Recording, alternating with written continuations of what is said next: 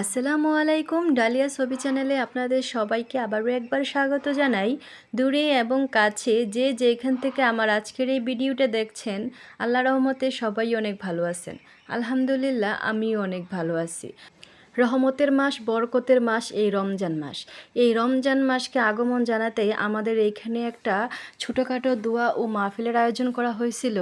আর এইখানে 1000 মানুষের আয়োজন করা হয়েছিল। কি কি করা হয়েছিল আপনাদের সাথে আমি শেয়ার করব।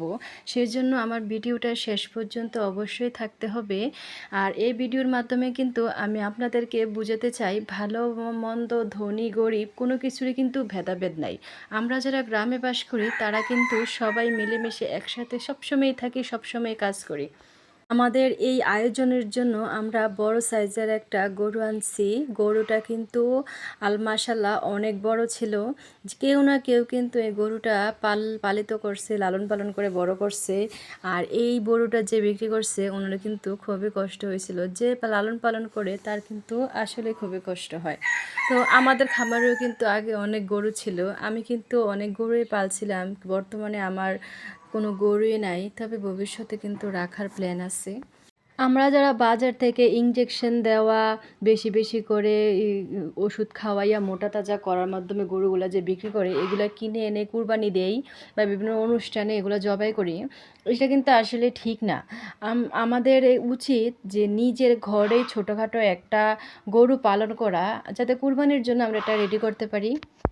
সামনে যেহেতু কুরবানি ঈদ আছে, সবাই কিন্তু এখন থেকেই চেষ্টা করবেন ছোটোখাটো একটা গরু নিজের ঘরে রাখার জন্য। নিজে এটা টেক কেয়ার করলে, নিজে ঠিকমতো খাবার দিলে, ওষুধ না দিয়ে, ইঞ্জেকশন না করে লালন পালন করলে কিন্তু এটা খেয়ে যে মজা পাওয়া যায়, বাজারের ওই ওষুধ দেওয়া, ইঞ্জেকশন দেওয়া গরুগুলো খেয়ে কিন্তু অতটা মজা পাওয়া যায় না। আমিও কিন্তু সবসময়ই চেষ্টা করি ঘরে রাখার জন্য, কিন্তু এই বছর আমার নাই। আমাদের গ্রামে কিন্তু বেশিরভাগ মানুষই তারা নিজেরা গরুর লালন পালন করে, আবার নিজেরা এটা দিয়ে কুরবানি দেয়। এগুলো কিন্তু গ্রামে দেখা যায়, শহরে কিন্তু এরকম সুযোগ নাই। তো বেশিরভাগ মানুষ কিন্তু শহরে এটা মিস করে। আর এখন আমাদের গরু জবাই করা শেষ, ওইখানে গরু প্রসেসিং চলতেছে, মাংস কাটা হইতেছে। আর এইখানে আমরা বাবুর্চি বলছি, ওই বাবুর্চি আবার মশলা টশলা রেডি করতেছিল। মহিলা ওর মশলা টশলাগুলা ইয়ে করতেছিল, আর ওইগুলা আমি আবার বাসায় আইনা ব্যালেন্ডার করব। এখানে দেখেন আমাদের যেই আয়োজন করা হইব ওইটার জন্য হাঁড়ি পাতিল দরকার, এগুলা আবার রেডি করতেছিল। সবাই ওই দিক দিয়ে রেডি করতেছিল, আর আমি এই সাইডে যে মশলাগুলো ওই মহিলা রেডি করে দিয়েছিল ওই মশলাগুলো আবার আমি ব্লেন্ডার করতেছিলাম। তবে একটা কথা কি জানেন, আগের দিনের মহিলারা কিন্তু খুবই কষ্ট করতো। শিলপাটায় সব মশলা বাটা হইতো, যত বেশি হোক সব মশলাই কিন্তু শিলপাটায় বাটা হইতো। আর এখনকার আধুনিক যুগে কত সিস্টেম, এখন যে ব্লেন্ডার আছে, একটু কষ্ট করলেই কিন্তু হয়ে যায়, এত কষ্ট করতে হয় না। দেখেন অনেক অনেক মশলা, এগুলা কিন্তু ব্লেন্ডার করতে সর্বোচ্চ 1 ঘন্টা লাগবে।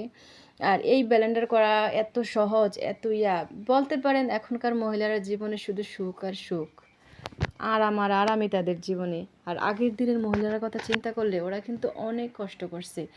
এত সুখ করার পরেও কিন্তু আমরা আলসেমি করি, আমরা অনেক খামখেয়ালিপনা করি।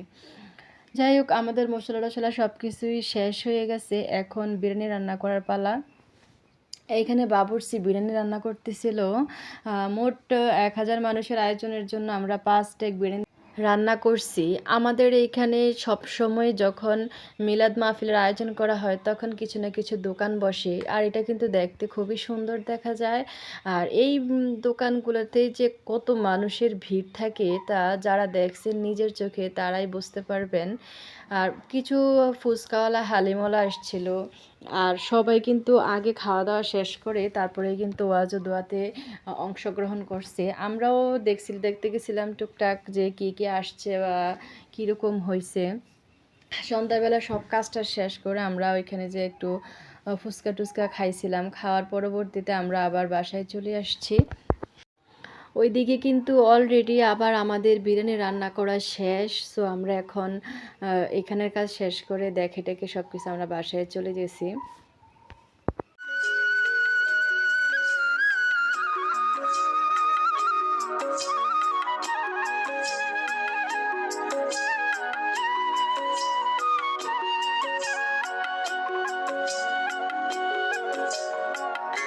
সবাই একসাথে বসে গেছি বিরিয়ানি প্যাকেটিং করার জন্য। এক ডেক করে নামাইতেছে, ঠান্ডা হওয়ার জন্য রেখে দিছে। তারপরে এগুলা প্যাকেটিং করতেছিল।